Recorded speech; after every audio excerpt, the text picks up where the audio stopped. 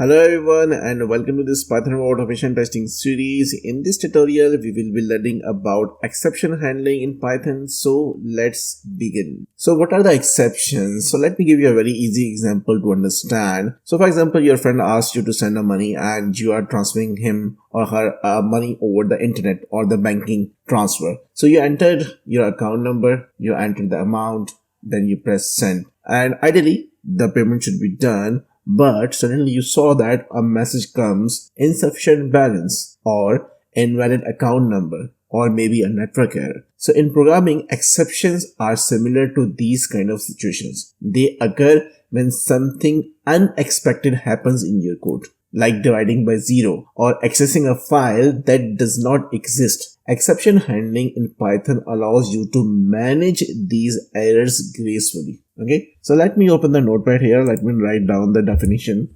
So exception handling, I'm writing it as EH, is a way to manage errors in Python without crashing the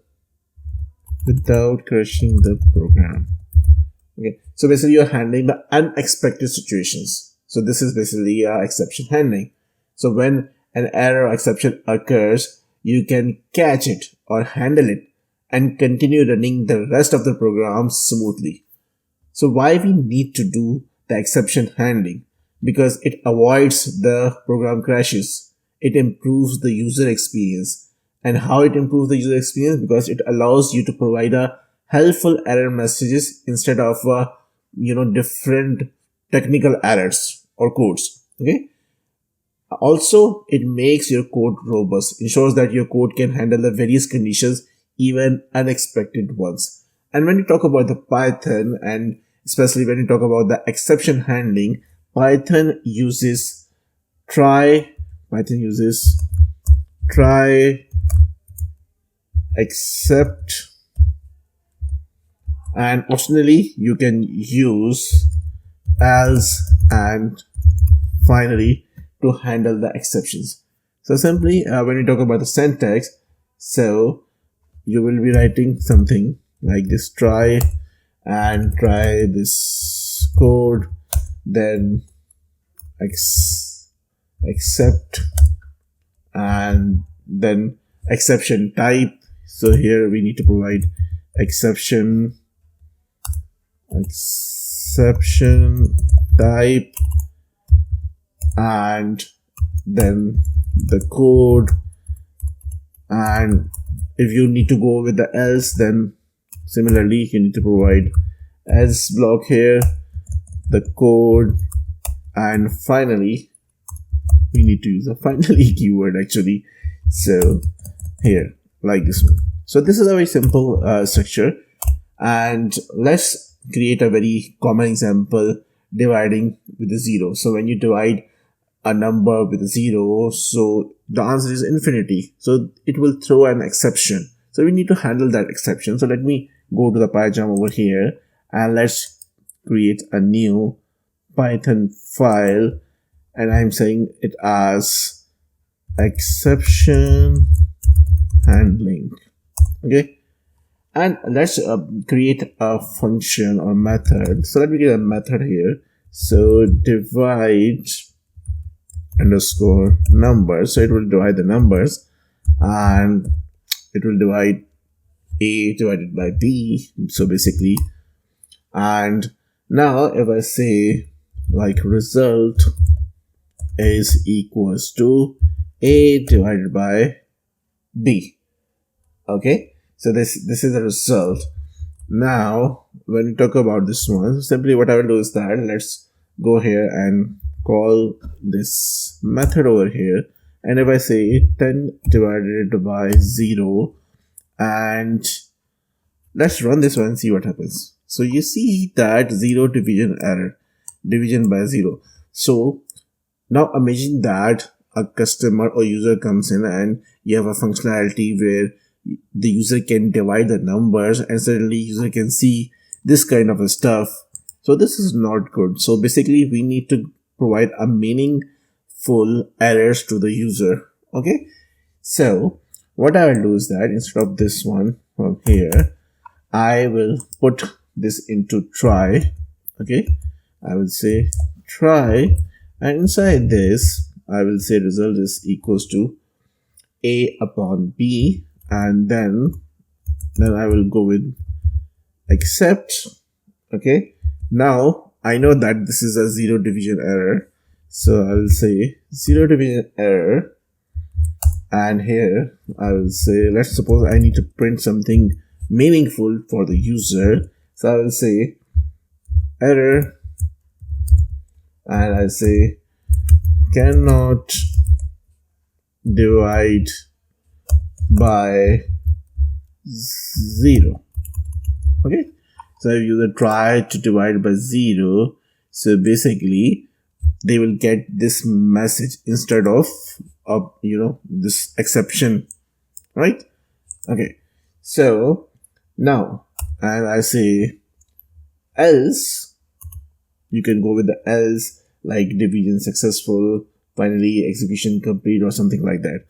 Okay, and now if I call this method over here, and again if I go with 10 divided by 0, so I provide both values, and if I run this one, so this time you see that we got a meaningful error statement over here for the customer or the user. So this is basically a exception handling. So you write, so when we talk about this try, so try block contains the code that might raise an exception. In this case, dividing by 0, right? So dividing by 0, so this particular code might raise exception. That's why this is in the try block. Now, when we talk about except zero division error, so basically catches a specific error, because we know that this is a zero division, and even when we execute the code, so Python provided that okay, this is the exception, so that's why we uses that. So catches a specific error, zero division error, and handles it by printing a error message, right?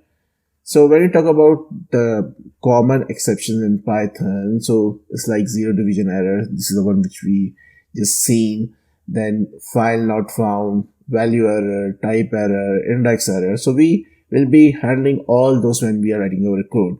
Now let's take an example where we can use the multiple except block. Okay, so simply I will remove this line of code, and this time I will be taking an input. So I will say, so I know that this might raise exception, so already putting into a try, and I say number is equals to int, and I'm taking this input from a user, and I say okay, user need to enter a number, and this needs to be inside the quotes over here. And now I will say okay, print, for example, I say 10 divided by number. Okay, so basically this number is coming from the user input, so user can enter anything, right? And I say accept, and now I will say user should provide a value. Okay, so like for example, value error, and if user doesn't provide the value, so I will say please provide the value. You need to provide a value, so please enter a valid integer. Even if they doesn't enter an integer, so it will give this particular or meaningful message to the user. And then I will be using another except over here, and here what I will do, instead of, you don't need to use this one. Okay, so here I will say, because user can give 0 as well, right? So I will say zero division error, and in this case if user provides 0, so it will print you cannot divide by 0. That's so simple. And now if I run this code, then what happens?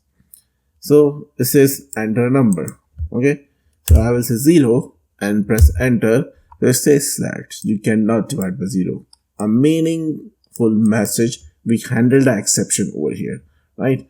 And if I run this again and if I provide a and press enter, so it says that please enter a valid integer. So here exactly I have handled the exceptions which can occur in our programming code, right?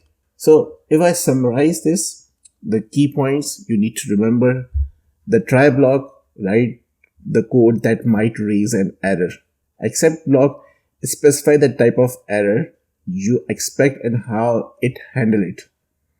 You can use the multiple except blocks used when you want to handle the different exceptions differently. And then we have finally block runs regardless of whether an exception occurs, useful for cleanup actions.